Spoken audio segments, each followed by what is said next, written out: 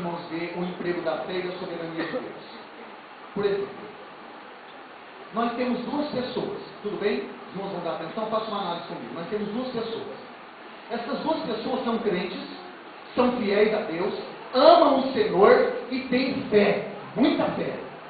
Essas duas pessoas vão ao médico e são diagnosticadas pela medicina que estão com uma enfermidade incurável. A enfermidade não tem cura. Então as duas saem do consultório médico e começam a refletir. Bom, o médico diz que para a medicina eu não tenho solução. Sendo ela uma pessoa crente, uma redimida, uma temente a Deus, que tem fé no Senhor, o que é que a igreja pode responder para mim que essa pessoa vai começar a fazer ali por diante? Vamos lá. O que ela vai começar a fazer? Pode falar. Ela vai começar a orar e exercitar a sua fé em Deus.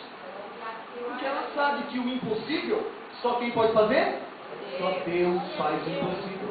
Essa é a fé que ela vai empregar. Amém, irmãos? Amém.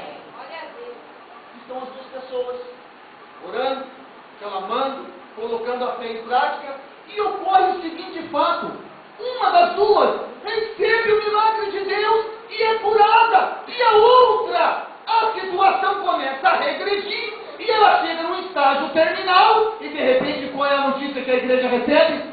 Tal pessoa partiu para o Senhor. Aí sabe o que acontece com muitos? A gente tem que ter cuidado, irmãos, para não ficar julgando, viu? Sabe por que aconteceu aquilo com ela? É porque ela não teve fé suficiente para alcançar a cura. Se tivesse fé, recebia milagre. As coisas não são assim. Meus irmãos, a gente tem que ter cuidado. Sabe por quê? Porque além do emprego da fé, a soberania de Deus é muito maior. Escute aqui uma coisa. Se no cronograma poderoso do Senhor, o plano dele fosse de recolher aquela vida, qual é a fé empregada que mudaria o plano do Senhor? Nós temos um caso no nosso meio em que o ministério inteiro foi mobilizado para orar. Não foi somente a congregação, todas as congregações oraram, todo o círculo de oração orou, toda a igreja orou, toda a igreja clamou, clamou, clamou, e a oração subiu no céu, e Deus não é surdo não, Deus ouviu. Só que tem uma coisa, mesmo a igreja orando, mesmo o ministério orando, Deus quis levá-la para Ele. O que nós vamos fazer? Vamos contender com a soberania dEle?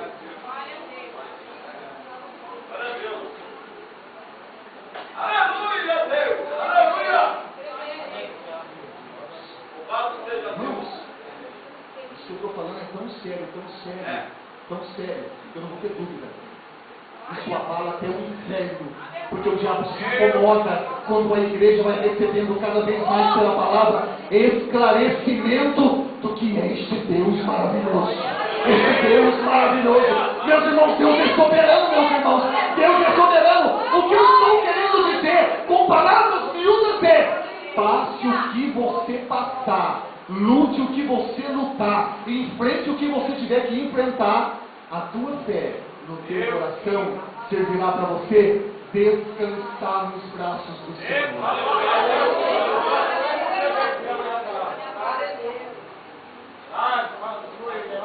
A igreja queria a irmã junto a nós, mas o Senhor Jesus quis a irmã junto a Ele. Que lugar que fica melhor? Eu digo a vocês que, de certa forma, gera uma preocupação no meu coração em pegar uma mensagem em si. Sabe por quê? É devido ao fato que, repito o que já disse, a maneira como a fé vem sendo mal interpretada. As pessoas pensam que é só sair determinando e Deus vai ser obrigado a fazer alguma coisa. Meus irmãos, não. Ele vai fazer o que Ele quer, não é o que nós queremos. É o que Ele quer. Então, o que estiver determinado por Ele, mesmo empregando a tua fé, ela será empregada para você descansar e esperar Ele realizar o milagre. Se Ele não realizar o milagre, Ele continua sendo Deus.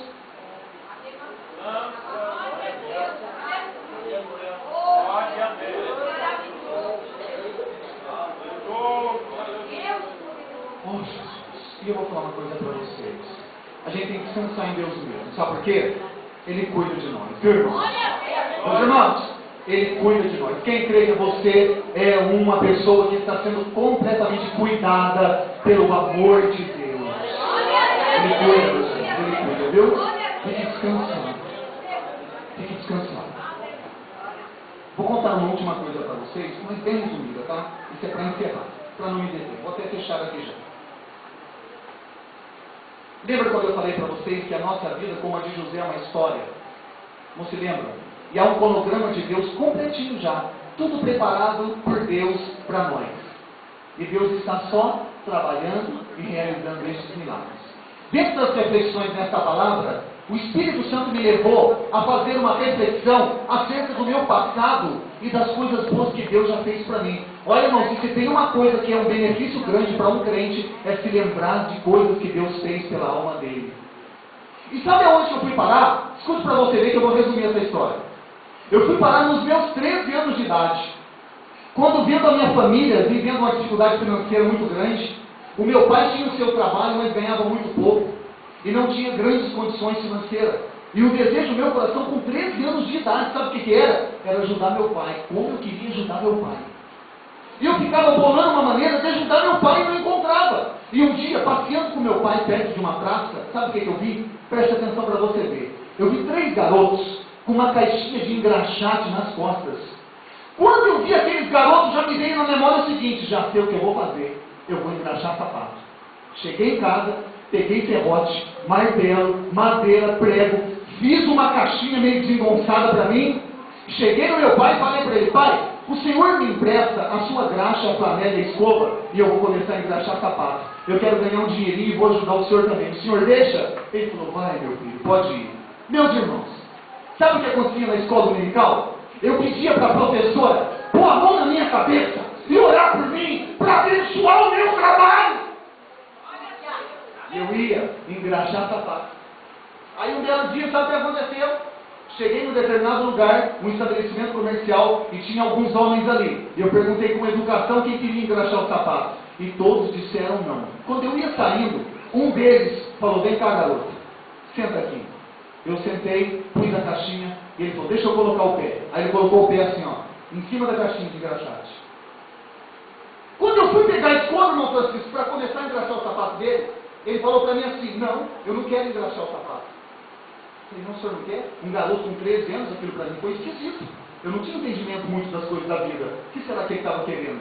Eu falei: o senhor não vai engraxar? Ele falou: não, eu vou te fazer uma pergunta. Quanto que custa cada engraxada de sapato? Eu falei para ele: 1 cruzeiro. Você se lembra daquela nota de 1 cruzeiro verde antiga? Isso faz muitos anos, eu tinha 13. E eu disse para ele: custa 1 cruzeiro cada engraxada. Ele falou: olha para o meu sapato e diz para mim mais ou menos quantos minutos você consegue engraxar o meu sapato. Eu falei para ele: de 5 a 10 minutos eu acho que eu consigo engraxar o sapato do senhor. Ele falou: tudo bem, então nós vamos combinar uma coisa, preste atenção. Ele falando para ele: preste atenção, eu vou colocar o meu pé aqui e vou começar a descansar essa perna. Quando der 1 minuto de descanso, eu vou mudar de perna e vou colocar essa outra. E você vai ganhar 1 cruzeiro por minuto que eu ficar em cima da tua caixinha. Combinado? Falei: tudo bem. Eu vou questionar o homem. Aí lá vai ele, irmão, e põe uma perna, e põe a outra, e põe a outra, e põe a outra, e o tempo está passando. E para mim o negócio está bom, né? É, não mais. E eu estou ali sentado olhando aquilo, irmão, ele já tinha trocado de perna umas 10 vezes. Aí ele falou para mim assim: o que você vai ficar olhando, rapazinho? Me chamava de rapazinho. Vai ali no balcão e pede uma coxinha, um guaraná para você enquanto eu descanso a minha perna. E eu fui lá, peguei um salgado, um guaraná, sentei e está lá descansando a perna. Quando terminou, meus irmãos, já tinha passado uns 20 minutos para meia hora. Ele olhou para mim e falou: você marcou o tempo? Eu disse para ele: não, senhor. Aí ele falou: eu fiquei aqui 20 minutos. Então eu vou te dar 20 cruzeiros. Olha, eu ganhei por semana inteira.